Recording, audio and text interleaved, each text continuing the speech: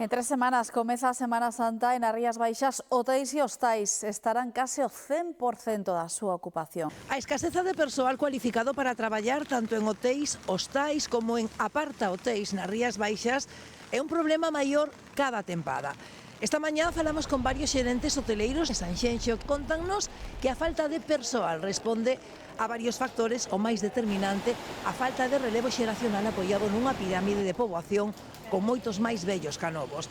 A isto hai que engadir que o teren que contratar traballadores de fora, estos necesitan un aloxamento que teña un prezo acorde co seu soldo, misión case imposible en zonas turísticamente tensionadas como as Rías Baixas. Moitas veces non temos xente na zona para cubrir esos puestos e temos que recurrir a xente de fora. Os alquileres están carísimos. Estamos pensando en algunhas ocasións pues incluso dar aloxamento para facilitar que a xente veña a traballar.